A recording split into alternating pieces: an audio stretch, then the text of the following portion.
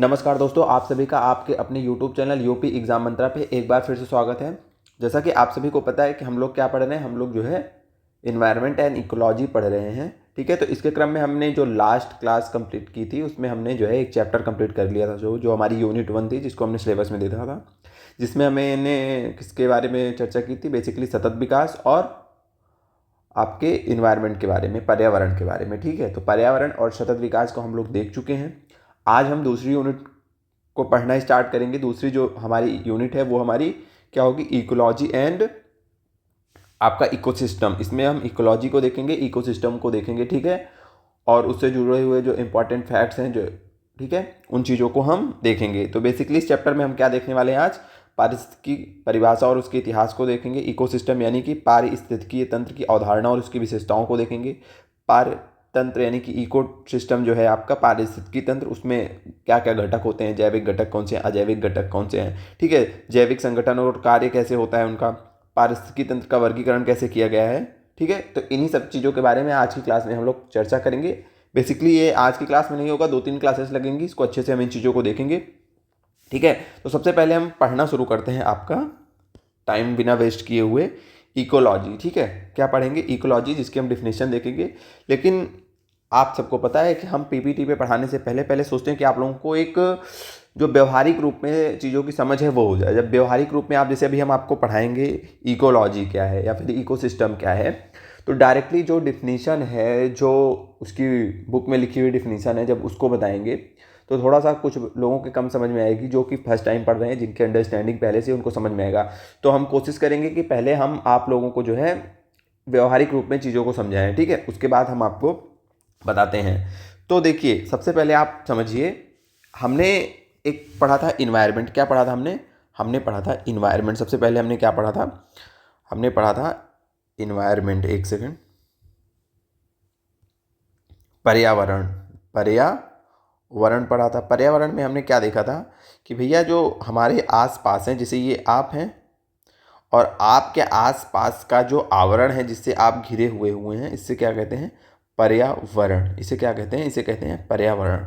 ठीक है, देखिए हमने जब पढ़ा था इन टॉपिक्स को, तो हम बहुत कंफ्यूज रहते थे कि पर्यावरण क्या है, इकोसिस्टम क्या है, इकोलॉजी क्या है।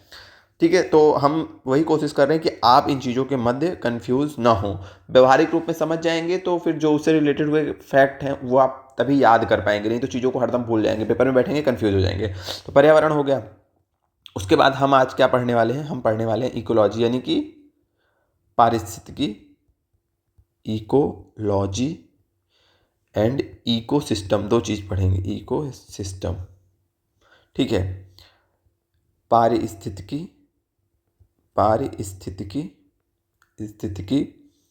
थोड़ा सा देखिए, क्लासेस बड़ी होंगी, धीरे धीरे पढ़ा रहे हैं, टाइम ज़्यादा लगेगा, तो उसके लिए क्षमा चाहते हैं, क्योंकि थोड़ा सा कोशिश कर रहे हैं कि ये सब्जेक्ट आप लोगों का अच्छे से तैयार हो जाए। ठीक है, इकोसिस्टम मतलब पारिस्थितिकी तंत्र, या इसको पारितंत्र भी बोलते हैं। ठीक है, पारिस्थितिकी तंत्र हो गया आपका। ठीक है, देखिए इकोलॉजी क्या है, तो इकोलॉजी के बारे में अगर हम बात करें तो इकोलॉजी आपका एक सब्जेक्ट है। क्या है, एक विषय है। जैसे विषय होता है ना, हिंदी होती है, इंग्लिश होता है, सोशल साइंस होता है ना, तो आपका इकोलॉजी क्या है, एक विषय है। कैसा विषय है, तो यह एक साइंस है। मतलब जैसे मानविकीय सब्जेक्ट होते हैं ना, आपके विज्ञान होते हैं, विज्ञान होता है, जैसे जो जितने भी सब्जेक्ट्स होते हैं इनको कई शाखाओं में बांटा गया है, मानविकी हो गई, आर्ट हो गई, साइंस हो गई। तो इकोलॉजी साइंस है, एक प्रकार का क्या है, साइंस है। साइंस यानी कि विज्ञान है। क्या है आपका, विज्ञान है। इकोलॉजी क्या है, एक प्रकार की साइंस है या फिर एक प्रकार की विज्ञान है, जिसमें हम क्या देखते हैं पता है, जिसमें हम देखते हैं कि कौन सी चीज़ें जो हमारा इन्वायरमेंट है ना, जो हमारा पर्यावरण है, जो हम चारों और अपने वस्तुएं देख रहे हैं, जैविक अजैविक घटकों को देख रहे हैं, इसमें जो है कौन सी वस्तु, कौन सी चीज़ें किससे जुड़ी हैं, कौन सी चीज़ें किससे और कैसे जुड़ी हैं, इनके मध्य क्या क्रियाएं हो रही हैं, इनके मध्य कैसे अंतर संबंध स्थापित हैं, ठीक है। यानी कि इनके जो संबंध हैं, इनके बीच क्या संबंध है, कैसे ये वर्क कर रही हैं, इन चीज़ों का हम अध्ययन जो है इस इकोलॉजी नामक सब्जेक्ट में करते हैं। इन्हीं चीज़ों का अध्ययन करते हैं। कहाँ करते हैं? वैज्ञानिक अध्ययन जहाँ करते हैं उस सब्जेक्ट को बोला जाता है इकोलॉजी। ये चीज़ आप लोग समझे? मतलब बेसिकली आपसे पूछा जाए इकोलॉजी क्या है, पारिस्थितिकी क्या है, तो पारिस्थितिकी का मतलब है कि ये एक सब्जेक्ट है। कैसा सब्जेक्ट है आपसे पूछा जाए तो भैया साइंस वाला सब्जेक्ट है, जिसमें कि हम क्या पढ़ते हैं कि जो हमारा इन्वायरमेंट है इसमें कौन सी चीज़ें किससे और कैसे जुड़ी हुई हैं, उनके बीच क्या अंतर संबंध है, इन्हीं चीज़ों का हम अध्ययन करते हैं। जैसे देखिए, उदाहरण के लिए देखिए, यहाँ पे हम समझा रहे हैं, पीपीटी में लिखा है। अगर आप लोग समझने के लिए ये डायग्राम अपनी कॉपी में बना लेते हैं तो अच्छी बात है, क्योंकि एक बार अंडरस्टैंडिंग होनी चाहिए कि क्या कैसे है। देखिए, अभी हम पारिस्थितिकी की ही चर्चा कर रहे हैं, ठीक है। तो चर्चा के क्रम में देखिए जैसे कोई जंतु है, अब कौन कैसे क्या जुड़ा है उन चीज को समझाने से। जंतु है, मिट्टी हो गई आपकी, वनस्पतियां हो गई आपकी, जलवायु हो गई आपकी, क्लाइमेट, मौसम जलवायु सब उसी में आ जाता है ना। लंबे समय के जो मौसम होते हैं उसी को जलवायु बोला जाता है। तो जंतु, देखिए जंतु डिपेंड, ये सब आपस में जुड़े हैं कि नहीं जुड़े हैं ये बताइए।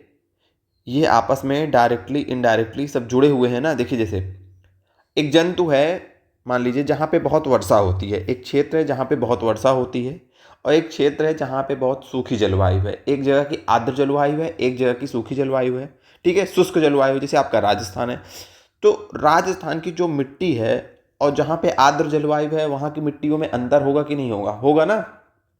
जलवायु से मिट्टी पे फर्क पड़ रहा है कि नहीं पड़ रहा है? इससे इस पे फर्क पड़ेगा, इससे इस पे, तो जलवायु से मिट्टी पे फर्क पड़ रहा है। अच्छा, जलवायु से वहाँ के जंतुओं पे भी फर्क पड़ेगा। जैसे देखिए, जो ठंडे प्रदेश के जंतु हैं और जो गर्म प्रदेश के, जो ठंडे प्रदेश के जंतु हैं वहाँ के बाल बड़े होते हैं, उनकी शारीरिक स्ट्रक्चर अलग होता है, उनके बॉडी के ऊपर फैट की एक एक्स्ट्रा लेयर होती है जहाँ ठंडे होते हैं, ताकि उनको ठंडी से बचाव हो सके, ठीक है।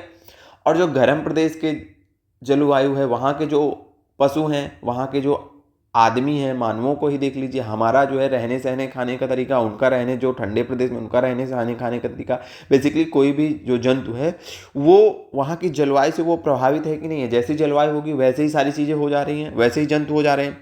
जैसे आप जब टुंडा प्रदेश में देखेंगे, हाइट पे चले जाएंगे, ठंडे प्रदेशों में जाएंगे, वहाँ के पेड़ पौधों को देखिए, थार के राजस्थान के पेड़ के पौधों को देखिए, अपने यहाँ के पेड़ पौधों को देखिए, यानी कि सारी चीज़ें एक दूसरे से क्या होती हैं? प्रभावित होती हैं। इनके बीच कोई ना कोई रिलेशन होता है ना। तो इन्हीं रिलेशंस का, इन्हीं संबंधों का अध्ययन हम जहाँ करते हैं वो आपका सब्जेक्ट क्या कहलाता है? इकोलॉजी। आशा करते हैं कि आप लोग अच्छे से समझ गए होंगे। अभी ये चीज़ हम चल के आगे देखेंगे भी, ठीक है। फिर से देखेंगे, ये हम व्यवहारिक रूप में आपको समझा रहे हैं, ठीक है। यहाँ तक की बातें आपको क्लियर हुई कि बेसिकली आपकी इकोलॉजी है क्या। इन्वायरमेंट क्या है? हमारे जो चारों ओर है वो सब कुछ इन्वायरमेंट है, लेकिन उस इन्वायरमेंट में जो जीव हैं, जो जीवों का समुदाय है और उनके जो वातावरण है उनके चारों ओर, उसके मध्य जो पारस्परिक संबंध है, हम जीव है, हमारे चारों ओर जो है वो तो इन्वायरमेंट हो गया, लेकिन उनके बीच जो संबंध है उनका अध्ययन कहाँ किया जाएगा? जहाँ पे अध्ययन किया जाएगा वो क्या है? वो आपकी इकोलॉजी है, ठीक है। समझ गए यहाँ तक? चलिए अब हम देखते हैं इकोसिस्टम क्या है। इकोसिस्टम क्या है? इको सिस्टम आपका क्या है? तो देखिए, इको जो सिस्टम है आपका, बेसिकली पहले तो आप सबसे पहले ये समझिए कि यह एक जो है इको सिस्टम, ऐसे नहीं समझेंगे, पहले आप ऐसे समझिए। ये आपका एक गांव है बड़ा सा। क्या है ये एक आपका गांव है, ठीक है। इस आपके गांव में बहुत सारी चीज़ें हैं। जैसे आपके गांव में क्या है? पहले लोग बात तो कुछ लोग रह रहे हैं, ठीक है, जीव जंतु रह रहे हैं जिनको बोला जाएगा जैविक घटक, और कुछ अजैविक घटक जैसे मृदा है, मृदा है, आपके गांव का मौसम कैसा है, टेम्परेचर कैसा है, ये सारे अजैविक घटकों में आ जाएंगे। तो यहाँ पे आप रह रहे हैं, ठीक है, यहाँ पे आप रह रहे हैं। अब ये पूरा गांव क्या हो गया? आपका इन्वायरमेंट हो गया। क्या हो गया? इन्वायरमेंट हो गया। बेसिकली आपके आसपास की जो चीज़ें हैं वो क्या हो गई? इन्वायरमेंट, चीज़ें, वस्तुएं। इन्वायरमेंट क्या है? आपके आसपास की चीज़ें हैं, वस्तुएं जो हैं वो है, ठीक है। तो बेसिकली आपका पूरा गांव जो हो गया वो आपका इन्वायरमेंट हो गया। अब इसमें इकोलॉजी क्या है? इकोलॉजी क्या है कि अब इस गांव में किन्हीं चीज़ों के बारे में जब आप अध्ययन शुरू करेंगे, जैसे पॉल्यूशन का आपके गांव में क्या इम्पैक्ट हो रहा है, पॉल्यूशन का क्या इम्पैक्ट हो रहा है, पॉल्यूशन क्यों हो रहा है, ठीक है, पारिस्थितिकी असंतुलन हो रहा है आपके गांव में जो वन है उनको नष्ट किए जा रहे हैं, उसका क्या प्रभाव हो रहा है, ठीक है। वनों को नष्ट करके एग्रीकल्चर ज़्यादा हो रही, उनका क्या प्रभाव हो रहा है, जीवों पर उस चीज़ का क्या प्रभाव हो रहा है, जैसे वन नष्ट हो रहे हैं तो बहुत सारी प्रजातियां नष्ट हो जा रही हैं। तो इन चीज़ों का अध्ययन जब आप एक सब्जेक्ट के रूप में जब आप पढ़ाई करेंगे, जब आप थ्योरी देखेंगे, सिद्धांतों को देखेंगे, तो वो क्या कहलाएगा, वो कहलाएगा इकोलॉजी। इकोलॉजी। अब आप कहेंगे इकोसिस्टम क्या है, तो इकोसिस्टम एक सिस्टम होता है, एक पहले समझिए सिस्टम होता है। सिस्टम मतलब होता है जहाँ पे कुछ कार्य हो रहा हो, जहाँ पे कुछ कार्य हो रहा हो, कार्य हो रहा हो, ठीक है। और जब कोई सिस्टम होता है तो वो किसी न किसी स्थान पे होता है, ऐसे नहीं कि कहीं पे भी हो जाएगा। कोई स्थान होता है, वहाँ पे जब कुछ कार्य होता है, कुछ लोग मिलकर वो काम संपादित करते हैं, कुछ लोग मिलकर जब वो काम संपादित करते हैं तो वो क्या कहलाता है, वो एक सिस्टम कहलाता है। तो इकोसिस्टम क्या है, सेम चीज़ होगा, एक स्थान होगा जहाँ पे बहुत सारी चीज़ें होंगी, बहुत सारी चीज़ें होंगी, वस्तुएं होंगी। कौन सी चीज़ें होंगी अभी हम देखेंगे, वस्तुएं होंगी, और वहाँ वो सब आपस में मिलकर एक कुछ काम कर रही होंगी, एक सिस्टम बनाएंगी जिसको कहते हैं इकोसिस्टम, जिसको कहते हैं इकोसिस्टम। अब वस्तुओं में क्या होंगी, वस्तुओं में होंगी आपके कुछ जैसे जैविक वस्तुएं होंगी, अजैविक वस्तुएं होंगी, जिनको कि जैविक अजैविक घटक बोला जाता है, ठीक है, जैविक अजैविक घटक बोला जाता है। और ये सब आपस में मिलकर एक सिस्टम बनाते हैं जिसको कि इकोसिस्टम कहते हैं। अभी भी आप लोगों को समझ में नहीं आया होगा, हमें पता है। आगे देखिए, उदाहरण से समझेंगे, इनकी डेफिनेशन क्या है, सारी चीज़ें सब कुछ अच्छे से देखेंगे। पहले आप लोग व्यवहारिक रूप में समझिए क्या है, ठीक है। देखिए, अब जैसे मान लीजिए आपके यहाँ एक तालाब है, तालाब है, तो इस तालाब को बोला जाएगा इकोसिस्टम। इस तालाब को क्या बोला जाएगा, ये एक इको सिस्टम है। इकोसिस्टम है, कैसे इकोसिस्टम है, देखिए तालाब है, एक स्थान हो गया आपका, इसमें क्या है, इसमें आपकी मछलियाँ हैं, ठीक है, छोटे छोटे पेड़ पौधे हैं, और कई सारे जलीय जीव हैं, कई सारे जलीय पौधे हैं, कई सारे जलीय पौधे हैं, ठीक है। अब देखिए, अब ये एक सिस्टम बन गया, यहाँ पे एक सिस्टम बन गया जहाँ पे कि देखिए जीवन चल रहा है, ऊर्जा आ रही है। कैसे ऊर्जा आ रही है, जो जलीय जीव हैं इसमें कई सारे स्वपोषी होंगे जो कि सूर्य से एनर्जी ग्रहण कर रहे हैं, ठीक है, और क्या बना रहे हैं, कार्बोहाइड्रेट्स का निर्माण कर रहे हैं, खाना खा रहे हैं। फिर जो ये जीव क्या कहलाएंगे, ये जीव आपके क्या कहलाएंगे, स्वपोषी जीव कहला रहे हैं। इन सबको अच्छे से देखेंगे, अभी आप समझिए, स्वपोषी जीव कहला रहे हैं, तो ये सूर्य से ऊर्जा ग्रहण करके भोजन बना रहे हैं, खुद खा रहे हैं, और बाद में इन जीवों को कोई और खा ले रहा है, कोई और खा ले रहा है, ठीक है, वो इन जीवों को खा ले रहा है। तो देखिए यहाँ से ऊर्जा ट्रांसफ़र हो रही है ना, ऊर्जा ट्रांसफ़र हो रही है, जीवन चल रहा है, सूर्य से यहाँ ऊर्जा आई, यहाँ से यहाँ आई, फिर ये जीव जंतु मर जाएंगे, इनकी डेथ हो जाएगी, इनकी डेथ हो जाएगी, फिर ये डिकम्पोज हो जाएंगे। कुछ और जीव, कुछ ऐसे जीव होते हैं जो इनकी बॉडी को नष्ट कर देंगे, फिर इनकी बॉडी में जो कार्बन, जैसे कार्बन है या फिर अन्य पदार्थ हैं, वो मृदा में मिल जाएंगे, फिर ठीक है, या फिर जो CO2 कार्बन डाइऑक्साइड के रूप में अपघटन के रूप में वायुमंडल में चली जाएगी। तो यानी कि पदार्थ और ऊर्जा जो है, देखिए एक सिस्टम के रूप में आ जा रहे हैं इस सिस्टम में, यानी कि अपने आप में ये जो सिस्टम है ये बन गया है, यहाँ पे ऊर्जा और पदार्थों का आवागमन चालू है, ठीक है, कुछ कार्य हो रहा है ना, एक सिस्टम में कार्य हो रहा है, तो इसी को कहते हैं इकोसिस्टम। इकोसिस्टम, और इकोसिस्टम जो है बहुत सारे होते हैं, जहाँ पे भी आप देखें कि सिस्टमेटिक रूप से काम होना शुरू हो गया है पर्यावरण में, वहाँ कुछ जीव हैं और वो सिस्टमेटिक रूप में आपस में रहना सीख गए हैं, यानी कि वो एक दूसरे पे आश्रित हो गए हैं, उनमें कोई एक कुछ काम कर रहा है, कोई एक कुछ काम कर रहा है, ठीक है। जैसे आप एक और उदाहरण देखिए, जैसे मान लीजिए आपका जंगल है, जंगल भी एक इकोसिस्टम हो गया, आपका इकोसिस्टम हो गया, जहाँ पे बारिश हो रही है, वर्षा हो रही है, जंगल हो रहा है, ठीक है। जंगल में पेड़ पौधे सूर्य भगवान से एनर्जी ग्रहण कर रहे हैं, आपके वहाँ एनर्जी ग्रहण कर रहे हैं, ठीक है, प्रकाश संश्लेषण के माध्यम से भोजन बना रहे हैं, फिर उन पेड़ पौधों को हिरण जैसे खा ले रहा है, फिर उस हिरण को शेर खा ले रहा है, ऐसी एक चीज़ें चल रही हैं ना, सिस्टम चल रहा है ना, सब एक दूसरे पे आश्रित हैं, तो वो कहलाता है आपका ecosystem. Ecosystem, ecosystem. तो यानी कि बेसिकली इको सिस्टम क्या है, तो इको सिस्टम जो है आपका एक सिस्टम होता है जहाँ पे हम जैविक और अजैविक घटकों का जो है अध्ययन करते हैं कि उसमें वो एक दूसरे पे कैसे आश्रित हैं, क्या चल रहा है उनके बीच में, तो इन सारी चीज़ों का हम क्या करते हैं, अध्ययन करते हैं, किसमें, इकोसिस्टम में। तो अगर हम बोले कि इकोसिस्टम क्या है, तो इकोसिस्टम क्या है, एक तंत्र है जिसमें क्या जैविक और अजैविक घटक होते हैं, अभी आप इतना समझिए, ठीक है। और उसमें जो है ऊर्जा और पदार्थों का लगातार क्या होता रहता है, आगमन होता रहता है और बहिर्गमन होता रहता है, यानी कि ऊर्जा देखिए यहाँ से ऊर्जा आई, फिर ऊर्जा आई, फिर ट्रांसफ़र हो गई, पदार्थ यानी कि कार्बोहाइड्रेट्स बना, फिर वो इनको खाया, जैसे फिर वो इनको खाया, तो ऐसी चीज़ें चलती रहती है। इन सब चीज़ों को हम आगे देखेंगे, जो वहाँ पे हम खाद्य श्रृंखला का अध्ययन करेंगे तो वहाँ पे देखेंगे। अभी आप ये बताइए कि आपको जैविक ये इकोसिस्टम समझ में आया। पर्यावरण क्या है? आपके चारों ओर की वस्तुएं।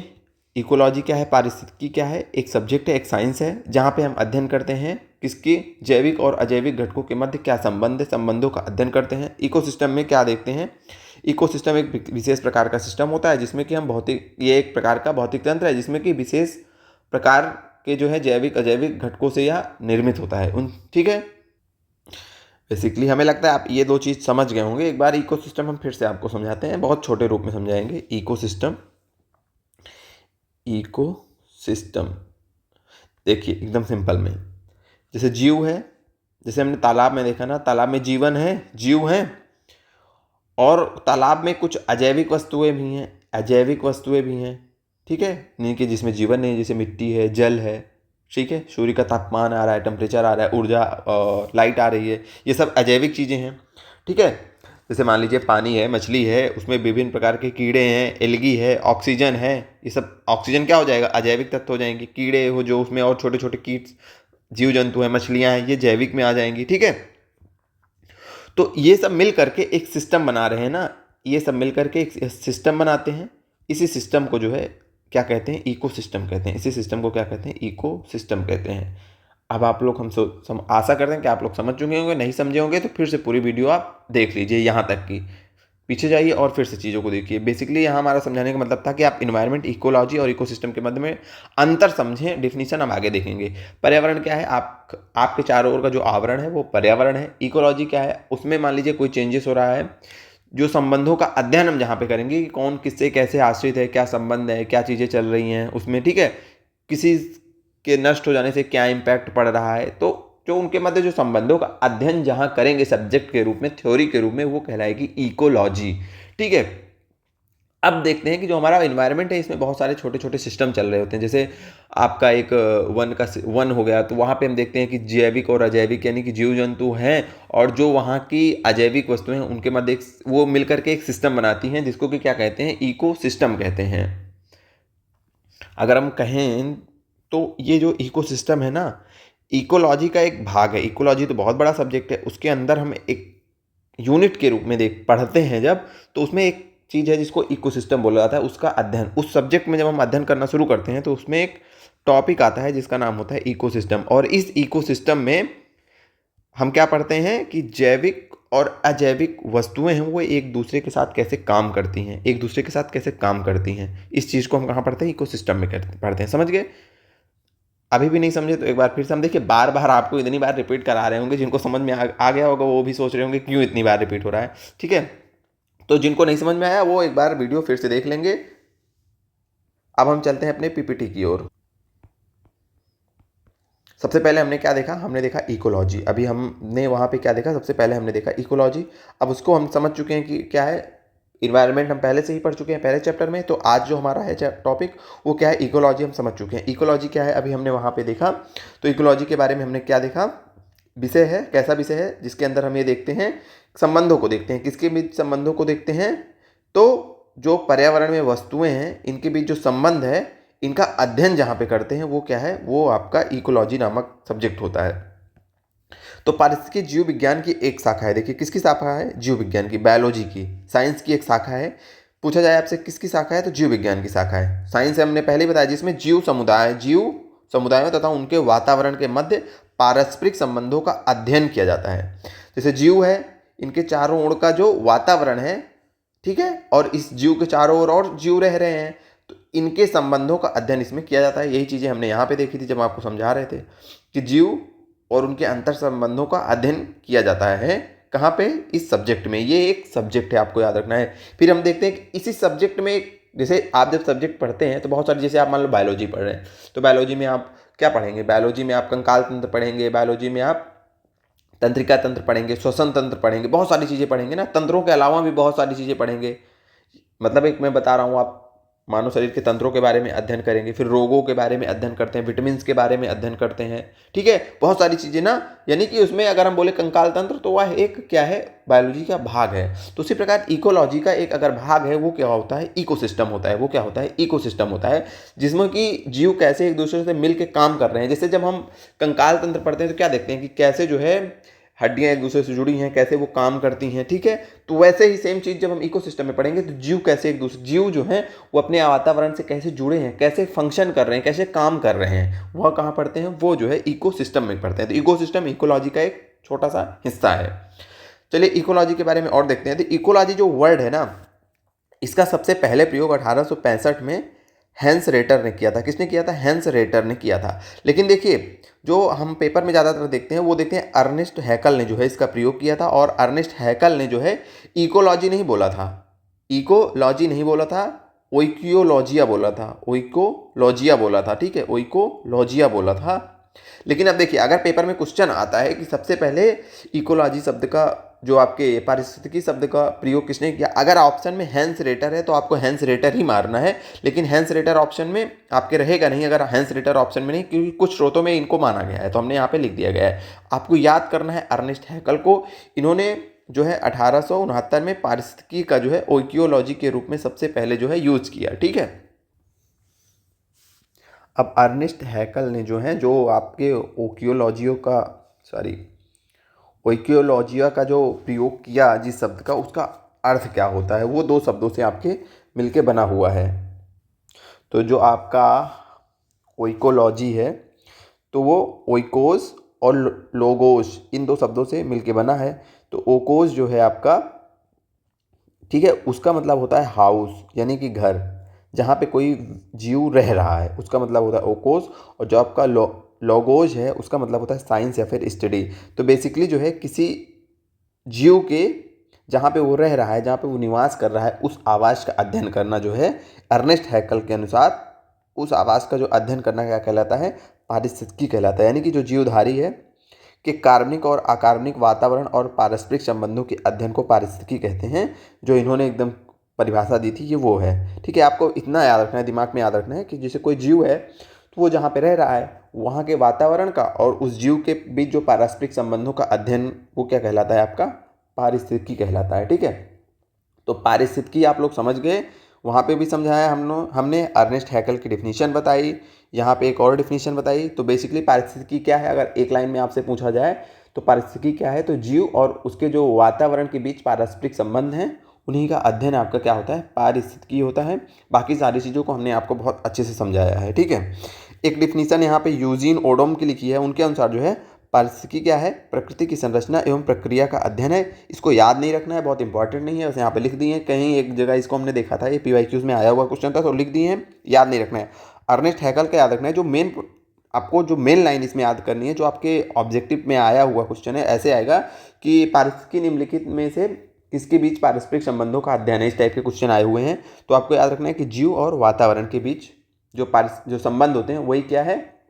वो आपका पारिस्थितिकी तंत्र है, ठीक है। तो अब नहीं पारिस्थितिकी है, सॉरी, पारिस्थितिकी तंत्र तो अभी हम आगे पढ़ेंगे, ठीक है। उसके बाद आपसे इसमें और क्या क्वेश्चन पूछेगा? क्वेश्चन पूछेगा कि किसने सबसे पहले जो है पारिस्थितिकी शब्द का यूज किया।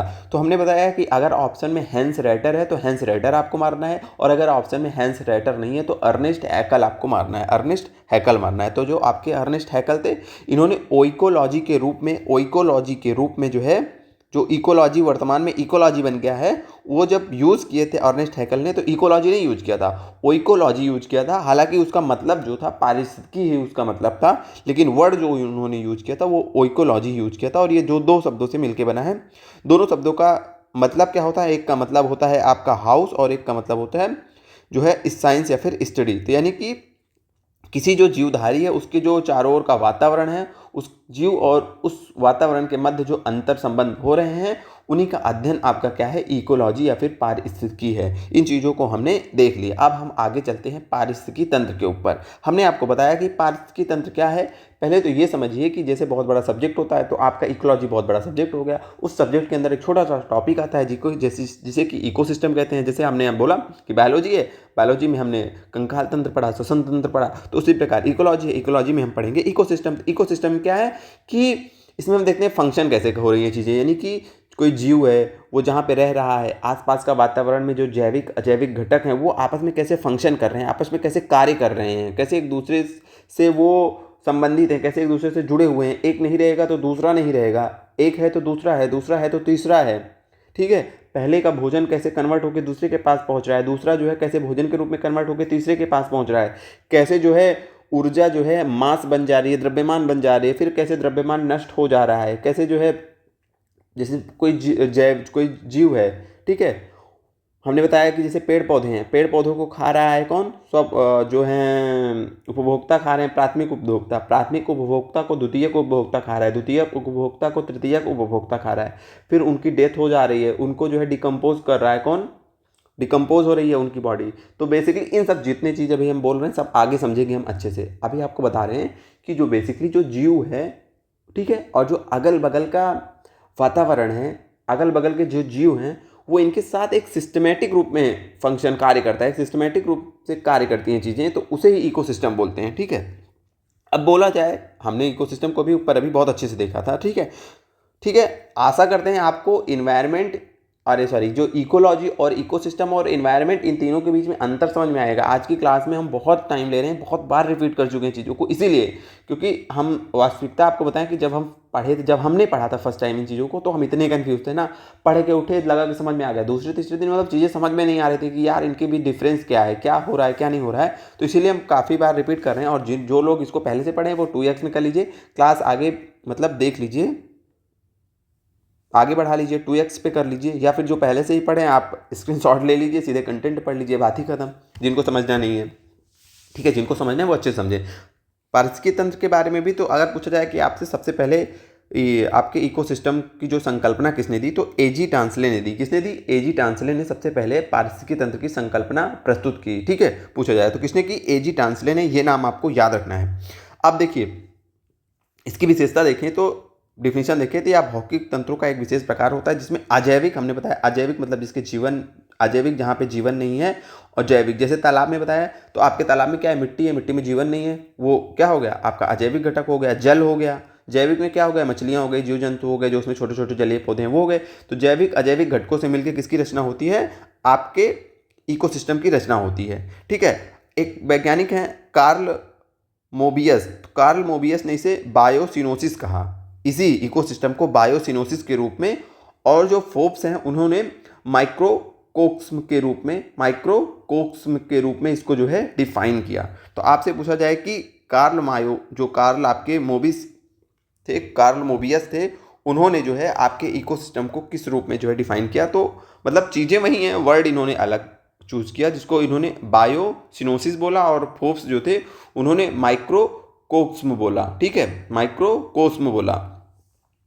अब देखिए जो आपका इकोसिस्टम हो रहा है, हमें उसकी एक विशेषता होती है कि ये बहुत छोटा भी हो सकता है और ये बहुत बड़ा हो सकता है। जैसे देखिए आपका महासागर है, उसमें भी एक सिस्टम चल रहा है, जो जीव हैं उसमें भी जो जैविक और अजैविक जीव हैं वो एक सिस्टम के रूप में रह रहे हैं। बहुत बड़ा इकोसिस्टम है, बहुत बड़े बड़े महासागर होते हैं, और बहुत छोटा भी हो सकता है। जैसे आपने मान लीजिए, जैसे हमने बोला तालाब, तो तालाब भी तो एक इकोसिस्टम है, लेकिन बहुत छोटा है। तालाब से भी छोटे छोटे बहुत इकोसिस्टम हो सकते हैं, ठीक है, जहाँ पे चीज़ें जीवन चल रहा है, ठीक है। तो यानी कि इसकी ये बहुत बड़ा भी हो सकता है, बहुत छोटा भी हो सकता है।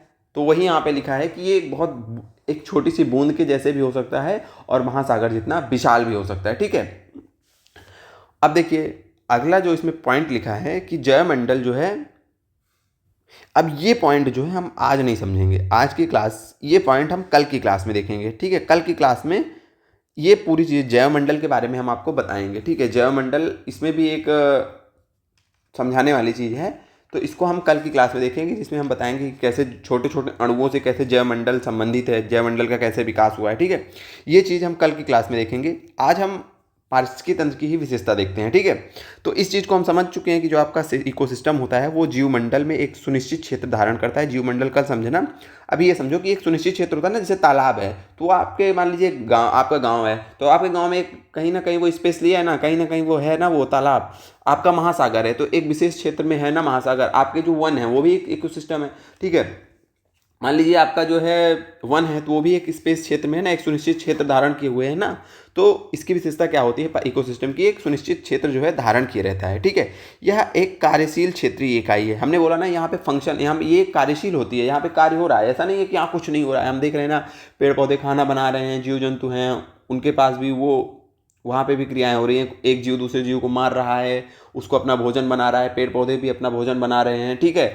मृत जीव मर रहे हैं, उनको डिकम्पोज कर रहे हैं, जो अपघटक होते हैं, ठीक है, वो क्या कर रहे हैं, अपघटन का कार्य कर रहे हैं। तो एक जो है देखेंगे यहाँ पे एक कार्य होता रहता है, इकोसिस्टम ऐसे स्थिर नहीं होता है। आज आप कहीं पे आज किसी जंगल को देखिए और 10 साल बाद किसी जंगल को देखिए, हो सकता है वो नष्ट हो गया, हो सकता है वो और घना हो गया हो। तो इकोसिस्टम में कार्य करता रहता है और उससे उसका स्वरूप जो है बदलता रहता है। तो यही आपको याद रखना है कि जो इकोसिस्टम होता है वो एक कार्यशील क्षेत्रीय इकाई है। क्षेत्रीय मतलब किसी विशेष क्षेत्र में है, कार्यशील है मतलब वहाँ पे आप कोई ना कोई, जैसे हम कोई काम कर रहे हैं तो वहाँ पे जैसे हम भी तो एक इकोसिस्टम के भाग हैं, तो कोई काम हो रहा है तो वहाँ पे भी किसी भी इकोसिस्टम में वो कार्यशील होता है। वहाँ के जो जीव हैं वो कोई ना कोई आपस में संबंधित होते हैं और कोई ना कोई वो कार्य करते रहते हैं, जिससे क्या होता है पूरा इकोसिस्टम जो है, जब कार्य हो रहा है तो हर जीव वहाँ पे कार्य कर रहा है तो पूरा इकोसिस्टम ही कार्यशील हो जाता है। ठीक है, इसकी जो इसमें हमने कई बार चर्चा की, तो इसमें जो आपका इकोसिस्टम होता है इसमें मूलतः दो घटक होते हैं। एक जैविक मतलब जिनके अंदर जीवन है उनको एक कैटेगरी में रख दिया जाता है, उनको जैविक बोला जाता है, शब्द से ही स्पष्ट है। और जिनके अंदर जीवन नहीं है उनको अलग कैटेगरी में रख दिया जाता है, जिनको अजैविक बोला जाता है। जैसे किसी भी में उदाहरण, जैसे मान लीजिए समुद्र तालाब का उदाहरण कई बार देख लिया हमने कि जो जीवन है, जैसे मछली है, एलगी हैं, आपके छोटे छोटे पेड़ पौधे हैं, छोटे छोटे जीव हैं, वो सब जैविक हो गए। मिट्टी हो गई, उसका जल हो गया, उसका जो टेम्परेचर है, ये सब अजैविक घटक में आ जाते हैं। वहाँ की जो जलवायु है, उसी प्रकार मान लीजिए, चलिए हम चलते हैं किसी वन वाले इकोसिस्टम में। तो वन में क्या है, पेड़ हैं, पौधे हैं, वहाँ पे शेर रह रहा है, वहाँ पे हिरण रह रहा है, वहाँ पे खरगोश है। तो ये सब जो है, जो भी जीव हैं, जो भी पेड़ पौधे हैं, वो क्या हो गए, जैविक हो गए। अब वहाँ पे मृदा हो गई, वहाँ की जलवायु हो गई, ये सारी चीज़ें क्या हो जाती हैं, अजैविक घटक में हो जाती हैं। तो इकोसिस्टम में मूलतः दो घटक होते हैं, जैविक और अजैविक, आप लोग समझिए। ये एक ओपन सिस्टम होता है, अभी हमने बताया ना ओपन सिस्टम होता है, यानी कि इसमें ऊर्जा और पदार्थों का लगातार निवेश और बहिर्गमन होता रहता है। ये पॉइंट आप लोग समझें या फिर समझाएं हम आप। देखिए, सबसे पहले इसमें आप समझिए कि ओपन सिस्टम और क्लोज सिस्टम क्या होता है। जो इतना तो समझ रहे हैं ना कि खुला और बंद तंत्र। बंद तंत्र का मतलब है कि बाहर की कोई चीज़ अंदर ना आ पाए, बंद हो गया। और खुला तंत्र का मतलब है ना तो बाहर, पहले बंद का मतलब है ना तो बाहर की अंदर आ पाए, ना तो बाहर की अंदर की बाहर जा पाए कोई भी चीज़। और ओपन सिस्टम का सीधा सा मतलब है कि बाहर की कुछ चीज़ें, मतलब ओपन है मतलब चीज़ें आ जा रही हैं, बाहर की चीज़ें अंदर आ रही हैं, अंदर की चीज़ें बाहर जा रही हैं।